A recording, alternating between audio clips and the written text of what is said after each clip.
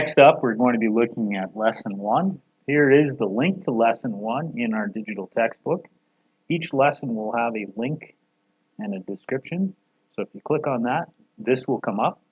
And each lesson will also have a list at the beginning as to our objectives here. So after this lesson, you're meant to be able to define ideology, understand the themes of ideologies, compare individualist and collective ideologies, interpret sources to find perspectives that either promote or reject the principles of individualism or collectivism, understand that ideologies evolve, and begin to organize our thoughts, your thoughts, about the relationship between citizens and their government.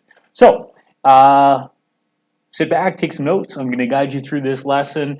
There will be some links that you'll need to go back to on your own, and I'll inspire you to also answer some questions in your notes as well. So the first thing we can see here is a definition of ideology. So this source here does a brilliant job just defining what is an ideology for us. Each ideology attempts to shape society to fit its particular worldview. Each ideology has a moral dimension. Moral dimension meaning, some kind of understanding as to, what is the nature of mankind? What is the purpose of mankind? What is the purpose of government and citizens and society living together and coexisting? It attempts to present its ideas and experiences as inherent in human nature. And from this, it deduces appropriate moral recommendations. Because we are like this, we need this. Or because of this, we should act in this way. It is biased toward a specific group that have had shared experiences, shared values, and that's why ideologies can be controversial. So there is that definition of ideology there in our digital textbook, and often in our digital textbook there's some multiple choice there as well, just to give you some practice for the diploma. So feel free to do those 2 questions on your own time. Get back to me in our Hangout if you have any questions about it. So another way to look at ideology is to try to distinguish between individualism and collectivism. And that's one of our first goals here, is to make sure you can see the difference. There's a political cartoon here from the Christian Science Monitor from a cartoonist named Bennett that Alberta Ed really likes to use on the diploma exam. So we like to show you some cartoons by him so you can get used to that kind of style. So on the left, we have a family in what appears to be a minivan, perhaps. It says, research reveals minivan drivers are orientated towards family, friends, and community. And then on the right, you have an individual, while SUV buyers focus more on themselves. So trying to use humor, as cartoonists often do, to show the difference between self-interest, individualism, and common good, collective interest, collective responsibility, collectivism. And there's another cartoon related multiple choice question there for you to unpack. There is a link here to the Williams video that I'm hoping you've already looked at, but I've included it again just in case you haven't. There's also some more unpacking about ideologies. So one of the terms that we like to use at Alberta Ed is the term human condition. So an ideology should unpack some kind of nuance about human condition, some kind of understanding. So when you get to see an ideology, when you unpack an ideology, there should be some kind of implied message about human condition. And because of our human condition, what kind of government should we have? What kind of citizen should we be politically, economically, and socially? Our physical textbook introduced the factors that influence ideologies, talked about themes of ideologies and how ideologies have assumptions about the nature of mankind and therefore present a worldview. So that is done in the intro to the textbook. That is done in related issue 1. So I'm not going to go back and redo everything that's done in here. But definitely that's why I asked you to do this as step 1, because although I'm not asking you to read this textbook more than once, it is a good first exposure to these concepts about role of society, role of individuals, role of government. And you can see I took some notes in my textbook. Please don't write in yours, but some pages definitely are more important than others. But for example, these pages that talk about the factors and themes and influences on ideology, I'm expecting that you can figure that out. Moving on to the next stage, though, complicating things a little bit more, taking it from generalized and straightforward, which is our textbook, and trying to be a little more sound and specific. What we want to do is look at the characteristics of ideology and how they talk about interpretations of history, beliefs about human nature, and I really like this concept, and I'd ask you to think about this throughout the year. If man is blank, then we need something, right? So if man is violent, then perhaps we need to be controlled. If man is rational, then perhaps we can be free. So as we explore ideologies today, when we encounter philosophers, I want you to think about their ideological perspective. And within that perspective, there's these statements, sometimes implied, about human nature and about the consequences of this human nature. If man is irrational, if man is violent, as Hobbes would suggest, if in a state of nature we're at a state of war with each other and therefore we must need to be controlled. If man is left uncontrolled at a state of war with each other, then life becomes not worth living. Therefore, we need to be controlled. We need some kind of totalitarian. So, for example, if man is violent, then we need to be controlled. This is the principal assumption of Hobbes. There is some enrichment here. I would suggest to you that one of the things that you can do, it's not something you're handing in to me from Marx, but one of the things that you can do starting today to get ready for your diploma exam is to create a cast of characters. And in your cast of characters, there should be individuals you already know, like Hobbes and Locke and Rousseau from Social 20. If you don't know them, there's some links coming up here in this first lesson for you to go down those rabbit holes and to remind yourself or expose yourself for the first time to these individuals and see what they're suggesting about man's nature. So one way to keep a record of them is to create a Google Doc, cast of characters, and have their name, and next to it, just have a simple understanding what is their ideological perspective. We don't need to know Hobbes, like what year was he born, how many kids did he have, that kind of stuff. We want you to talk about his ideology. You know, what vision did he have for government and citizens? So we are here at a link. If you go to this link, there's lots of PowerPoints and there's lots of Google Docs and many prezis that I've created in the past that you can go down and look at in more detail. So this is an example here of a PowerPoint that will break down the principles of liberalism for you and talks about some of those key individuals. So if you don't know a lot about Hobbes, there we go. Humans are naturally selfish and could live in peace only if they give up, if they surrender their political rights to a leviathan, to a ruler. If we don't surrender our political will to that ruler, then we will be at a constant state of war with each other. We have Locke. Locke understands that mankind is rational and reasonable, and therefore we should be allowed to have inalienable rights like life, liberty, security, private property. And then he looks around and says, well, we do have a government then. Why do we have a government? Well, the government must be a mind invention of mankind. Why would rational mankind invent government? Well, government must serve the interests of those rational people. There must be a social contract between government and the citizens, and the government must exist there to do something for the citizens, to protect our liberty.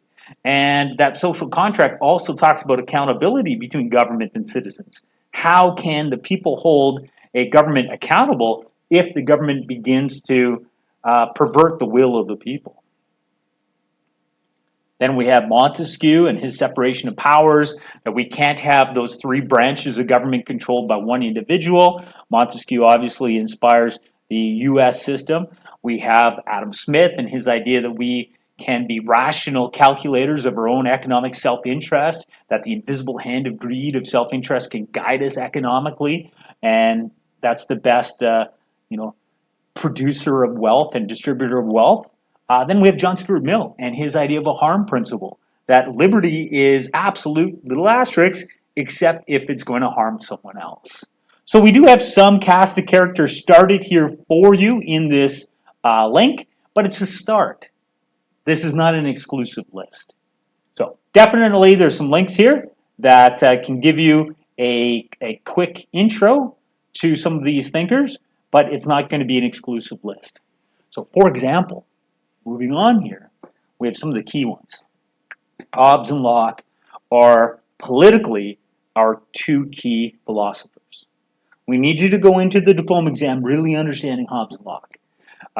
Part A and Part B of the diploma, but maybe even more so Part A, the written response of the diploma. A lot of sources will be Hobbesian or Lockean influenced. You'll see elements of Hobbes's logic unpacked in front of you. or Locke's logic unpacked in front of you, and to a lesser extent Rousseau. So I have these links here in the document, and these are videos that are fairly short, 7 or 8 minutes long. They're absolute must-watch videos. So we're not going to have a video of me watching a video and you're going to watch me watch a video. That seems absurd, but I'm leaving you the links to these videos there so that you can go back and watch them.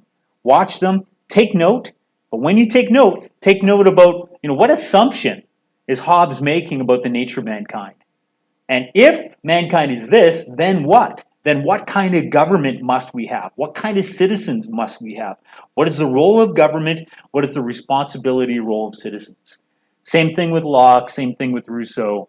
Harm principle with Mill is a little bit longer here. It's 12 minutes long. But definitely some understanding of what the harm principle is can help you with Part A of the diploma exam. It doesn't come up as much in Part B on the multiple choice. But to be a sophisticated writer, to see all those nuances of the sources that are presented to you, sometimes one of the key themes of a source might be the harm principle. So we definitely need to talk about, the limits to our freedom. And that limit being that, when you begin to have a negative effect on someone else, then your liberty can be restricted. So, for example, if you might have the freedom of speech. I have the freedom of speech. But my speech cannot be used as a weapon to promote hatred that can incite violence against you. So there's logical, rational limitations on liberty. Liberty is not absolute. Then we do have a list here of more names that you may or may not recognize. We've got the Hobbes guy and the Locke and the Rousseau and Montesquieu that we've already seen. We'll see Burke in the coming days here as well, but there's some other names there. Paine and Socrates and Sorel and Gentile and Schopenhauer and Marx and Chomsky and Singer and Hayek and Friedman. And to be honest with you, the more characters that you can assemble in your cast of characters, the more sophisticated, insightful, and precise your writing can become. So if you're a student that struggles to have theoretical case studies, if you're a student that struggles on the A1, on the source interpretations, seeing how they connect to ideology, then this assignment of creating a cast of characters will help you out. So it is time to show you another document. So this is an enrichment document where after you look at the videos, you can test your knowledge of Hobbes, Locke, and Rousseau. So there's a short quiz there along with an answer key. So there's no pressure. I'm not taking in the marks there. But after you watch the video on Hobbes, Locke, and Rousseau, then I've embedded a quiz there for you. And why is it on Hobbes, Locke, and Rousseau and not Singer, Chomsky, and Emma Goldman? Well, because you're more likely to see Hobbes, Locke, and Rousseau on the diploma exam, and they're kind of the big pillars to begin the course. Later in the course, we'll understand the secondary characters in a more sophisticated way. So, next up, the document says A1. So again, on the diploma exam, on Part A, you have 2 writing assignments, A1 and A2. A1 is the set of sources, 3 sources that you must interpret and then connect to relate. And I need to give you some practice.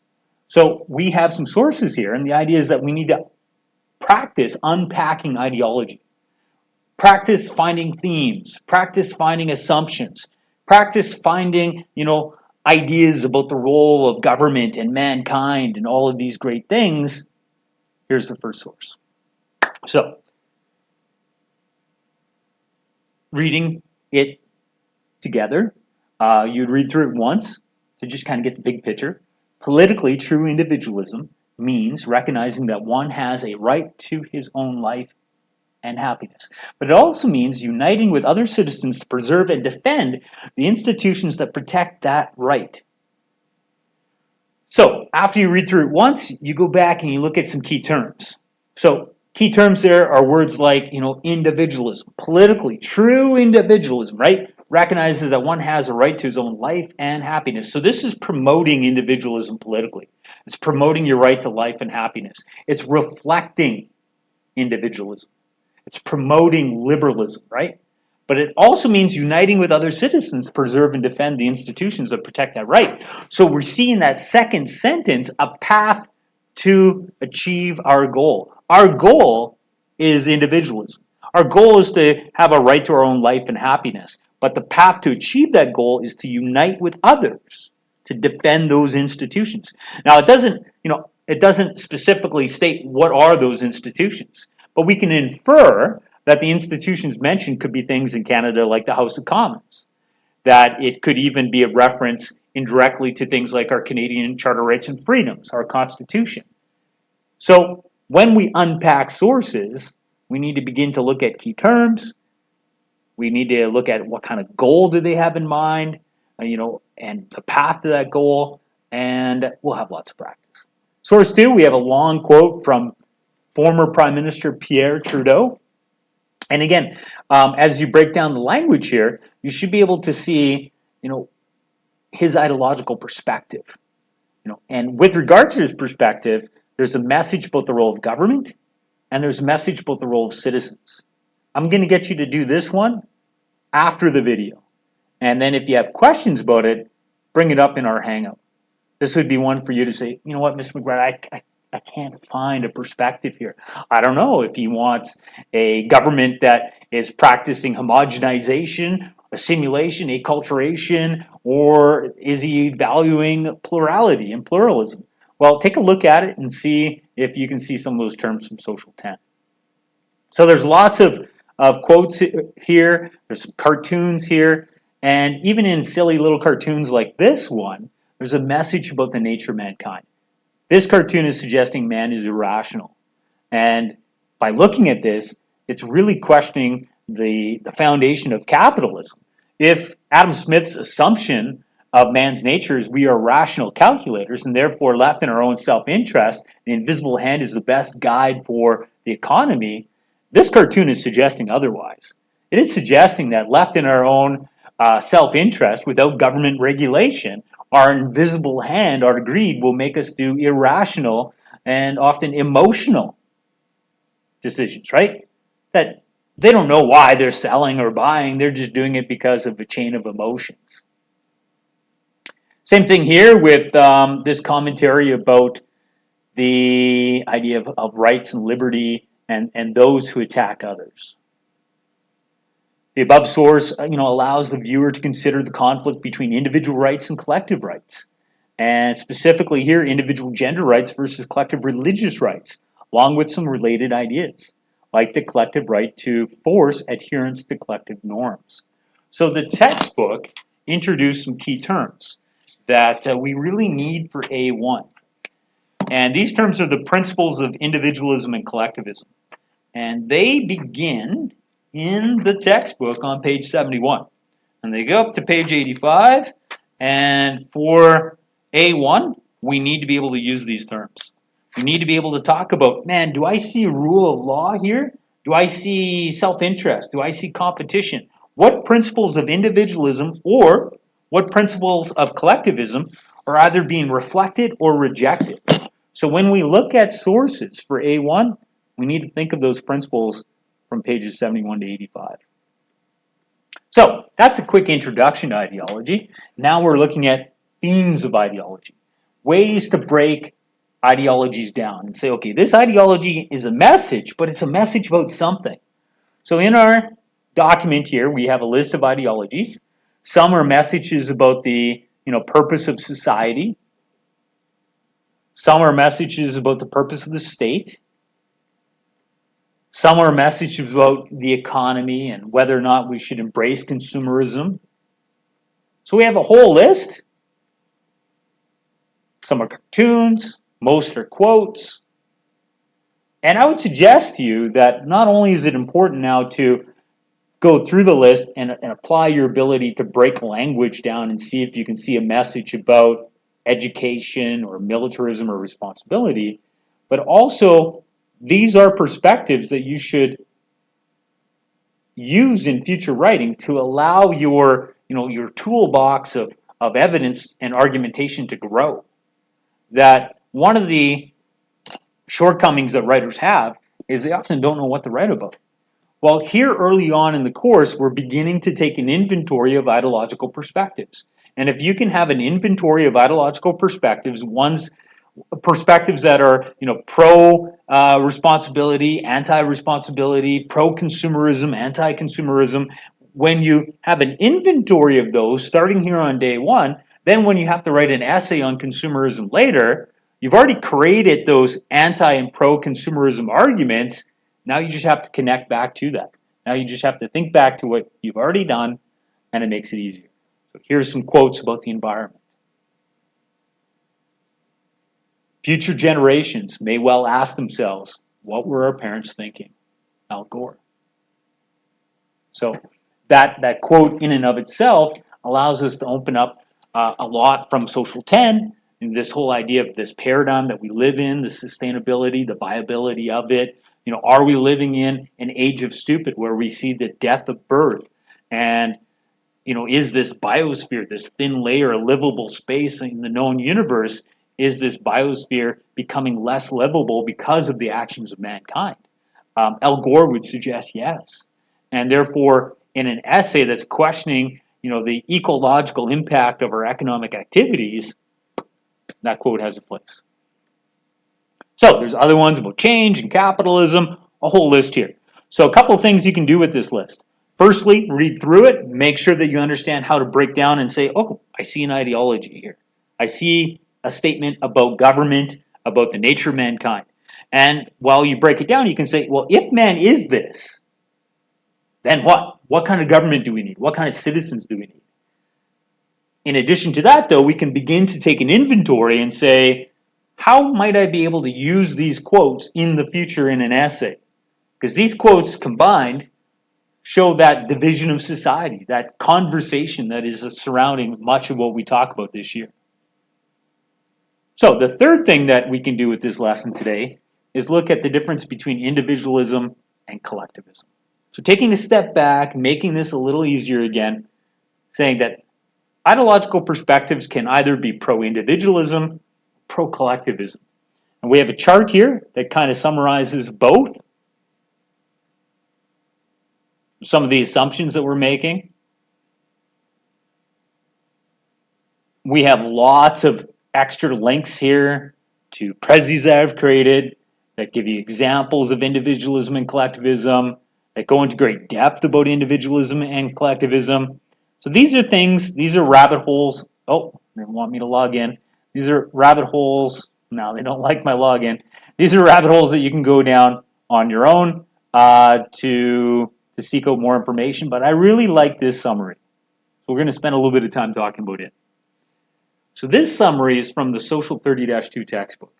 But it does a brilliant job of talking about the difference between collectivism and individualism. So each point has a counterpoint on the opposite side. So under collectivism, the survival of the group, the collective, takes precedence over that of the individual. Under individualism, it's the opposite. Individual self-worth, ultimate moral authority, lives with the individual. Right there, you have a division of society. And if you value collectivism or individualism more, you would see a different role of government and a different role of citizen. If the survival of the collective takes precedence over that of the individual, then in times of COVID-19, we should be willing to be quarantined. And we should not question government policy like wear a mask in public. You are doing that for the common good. Now, the individual might find it uncomfortable, it's a nuisance, but they wouldn't even register that pain to the one because it's about the benefit to the many. Personal potential is attained through collective development. So under collectivism, it's not about individual stats, it's about the team record. We're going to look into uniformity and conformity. You really identify not as one individual, but as a part of a group. So many of these descriptors fit feudalistic Europe, where people understood that for generations they lived in the same village. Their family are from the one village, and for generations in the future, their family will stay in that village. So they identify with the village more than they identify with themselves. They know they're in a great chain of being, and that great chain of being, they identify with, we are from this town, this village. They might not even really venture too far from it. But in the modern or even postmodern world, as we begin to really unsettle our roots, we don't often have that collective identity that is so traditional anymore. Collective responsibility, cooperation, definitely words that we see associated with collectivism. Other words here include things like, sharing wealth, egalitarianism, whereas on the other side, we have the idea that mankind is unique, that we all have the right to privacy, that we all should attain our own success through competition. So this chart here, you can definitely go back to when you're doing A1s. And in the cartoon, in those quotes, say, well, which values is it promoting? Is it promoting values from this side, from collectivism, or is it making a statement about values from this side, individualism? Because every source that you see this year will be, in A1, will be making a statement about either collectivism or individualism. It's either reflecting something that's listed there or rejecting it. And this also connects once again to pages 71 to 85 in the physical textbook.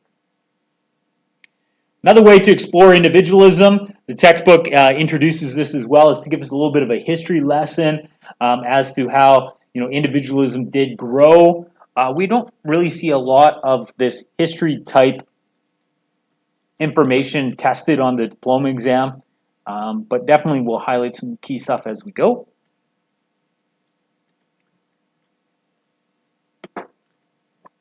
So in essence, this course is about one thing, and it's really about ideologies, right? But we focus on one ideology, and that's liberalism. We focus on liberalism, we focus on rejections to liberalism, we focus on the evolution of liberalism, and therefore it's kind of important for you to understand what liberalism is.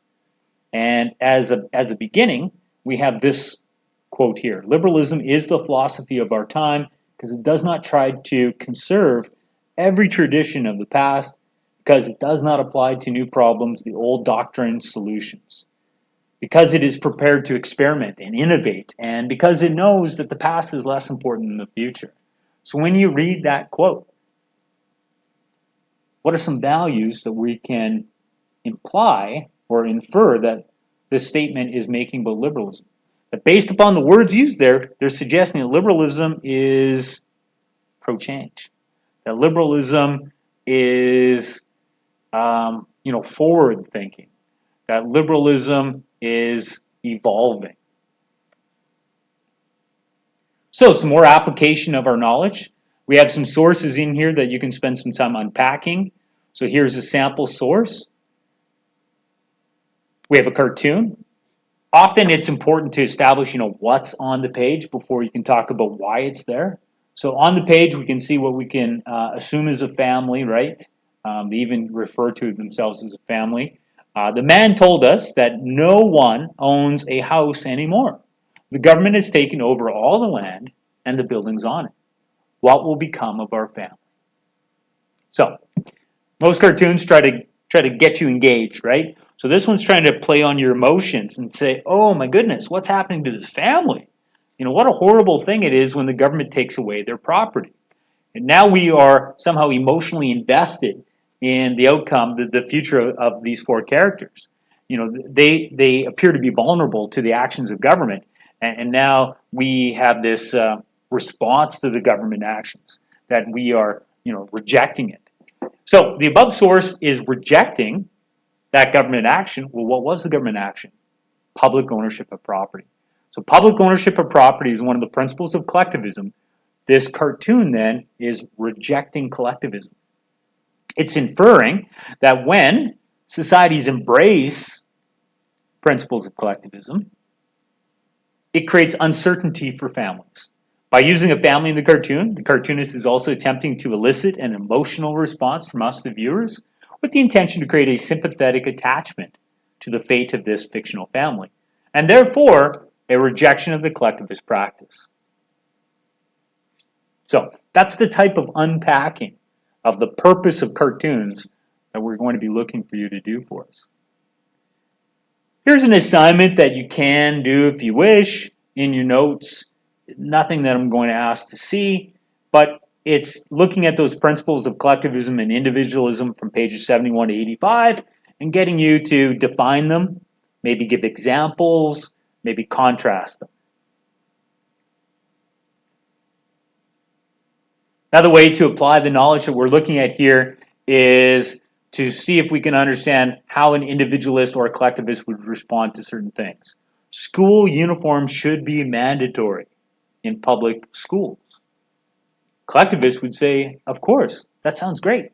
We have a collective identity, and we identify as a part of WCHS, and if WCHS has a uniform, and when we look at each other, if we see one common expression, then that will be comforting, and we'll have security and stability in that. That if I look at you and I see myself, we will be less likely to have any division or possible hostility towards each other. So a collectivist would say uniforms are great. An individualist would say, no, I don't think we should sacrifice our uniqueness to achieve some kind of forced collectivism, right? Some kind of forced conformity. College and university tuition should be paid by the government. A collectivist would say, you bet, because by sending you to college, it's going to help create a stronger society. It's in the common good for the government to take care of you. An individualist might say, well, I have no kids, so why should I be paying taxes for someone else's kids to go to college? Or an individualist might say that you need to invest in your own education. So there's some more unpacking of it like that. I'm just going to speed this up a little bit. Another way to look at the difference between individualism and collectivism is to pick a topic like vaccines. Should vaccines be mandatory? And a collectivist would say, yeah, you have that vaccine to protect the herd. An individualist might say, no, it shouldn't be mandatory. It should be a choice, individual choice. And unfortunately, if enough individuals choose not to do it, then you won't have that herd immunity. So when they come up with a vaccine for COVID-19 and they start having access to it for Canadian citizens, no doubt some Canadian citizens will be anti-vax. They'll say, no, I'm going to choose not to do it. And within that discussion, there'll be people saying they should be forced to do it because we need everyone to have the vaccine so we can protect each other. So what's our goal here? The public health, protect each other, or the individual right to choose? So it is a conflict, like everything we're studying, between individualism and collectivism. Next concept that we have here today is the idea that ideologies, they evolve. And, sometimes, often in social studies, sometimes fortunately, sometimes unfortunately, so many things are contemporary. They're topical, they're conversational, they're in the news, that we only have to look at the world around us to see this in action. Ideologies are evolving around you today. That we have cancel culture. We have some things that have been canceled. We have some people that have been canceled. We have statues that have been pulled down. We have names that have been removed from public buildings. And this has momentum because we're saying that ideologies do evolve, and what was once seen to be something that should be celebrated, or what maybe once was a person that should be celebrated, is a person that should no longer be celebrated. So in the United States, there's an airport called John Wayne Airport.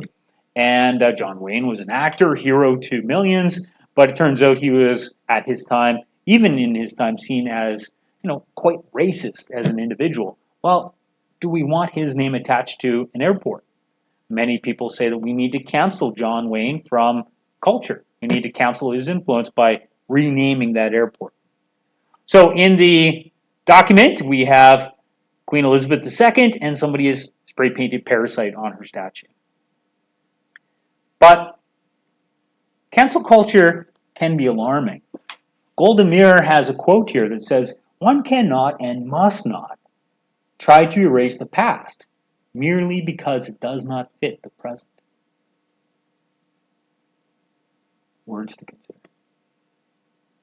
So in that quote, she's questioning some of the foundation of liberalism, because liberalism is an evolving ideology that is forward-thinking, more concerned about the future than the past. And Golda Meir is saying, just because it's inconvenient now doesn't mean that we should eliminate it. This is a topic of much concern in the United States. This is a topic of much concern in Alberta, in Canada, and in Camrose and Wetaskiwin as well. So we also have some term projects, because I know you love doing term projects. These term projects, I do need to see something at the end. This, when we look at the evaluation document, classwork is worth 20% of our school awarded mark, and within that 20%, half of that goes to our term projects. So when we look at term projects, we have this assignment where it looks at the role of government and the role of individuals. And within that, I have an exemplar here online that you can look at. This is what a student has done in the past, and I have the assignment itself. So what I've done here is I've looked at all of the old diploma exams, and I've looked at the essay prompts, and I have them here in a document. So it even says, like this one says January 2010, and there's the essay prompt there, and then we want you to break it down. This is what you do in the intro. What is the goal? What is the challenge? What is the solution? Vocab. And then we can get you to create some arguments in favor of it and evidence to support that argument. So this is a very exhaustive document. So you're going to be coming back to this often, and by working through this document, you'll be getting ready for Part A of the diploma exam. Can I help you, sir? Yes. Those bags of paper? Yeah. What? The bags are just recycling, and then the boxes need to find a home. Thank you, guys. Thank you. Yeah. So I also have an exemplar here. So I know this can be very intimidating. So I have an exemplar of what a student has done in the past. Now, would I, as a student, go directly to the exemplar? Well, if you do, that's taking away some of the learning experience for yourself, right? So yeah, the exemplar has been done for you, and wow, it's been done well. I'm not saying it's perfect, but it's been done well. But you might actually learn more, you might actually perform better on the diploma if you attempt it yourself first and then look at the exemplar. But definitely, each essay prompt here that we have from the old diploma exams, the second column goes through what you do in your intro. The third column looks at how you'd formulate your thesis and your supporting arguments. And the fourth column talks about the evidence that you could end up using in your essay. And the neat thing is that by doing the assignment, you're going to see a repetition. Some of these questions keep coming back, reworded, but the same kind of theme to the question. And by identifying these recurring themes, we can, no doubt, be better ready for Part A of the diploma exam. So for those of you striving to get 100% on the essay, it's very rare that someone gets 100% on the essay. Very rare, unfortunately. But one tool that can help unlock your potential to get there is to finish this document. So that's why I'm putting a weighting to it of 10% of your school award mark by finishing this term project. But at the same time, theoretically, I could say this assignment's worth nothing because you will be marked on it when you do your essay. So please take the time to work on this. And as you're working on it, if you see an essay prompt that is confusing for you, that's what our Hangouts are for. Make sure you ask for help. And we can even, 2-3 of us can even go on to that Google Hangout, Google Meet, individually in a small collective, and we can break some down together. So there's some checking for understanding at the end of this. There's a chapter quiz, and there's a key for you. So now that we've gone through lesson 1, and you're like, okay, the purpose of lesson 1 was, going back to the beginning of this 27-page document, define ideology, understand the themes of ideology, compare individualism and collectivism, begin to understand that sources will be presented to you that are either reflecting or rejecting them. See how ideologies evolve and see how they connect to citizens and their relationship to government. So those were the objectives. One way to test you on it is to look at that quiz at the end. And the other way were those assignments I gave you during it. Watch the videos and attempt breaking down the sources. And that's lesson 1. with some special guests that dropped in during it. Now, I can't promise you special guests every day. That's why we call it special. But we might have people drop in from time to time. And you might say, Miss McBride, why wouldn't you just pause the video? You're assuming I know how to pause the video.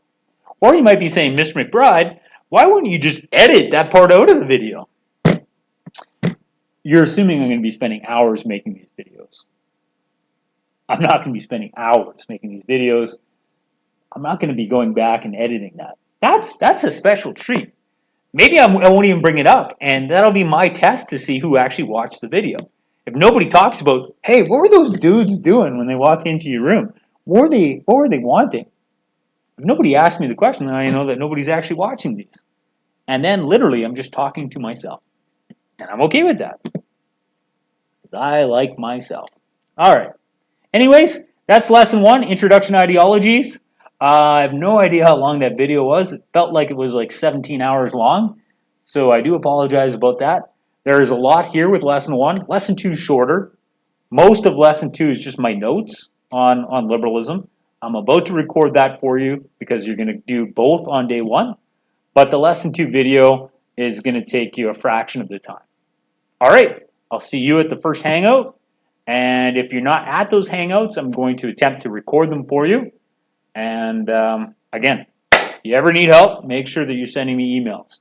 Especially when we have a take-home essay right now, especially when you have assignments like that. All right. Talk to you later.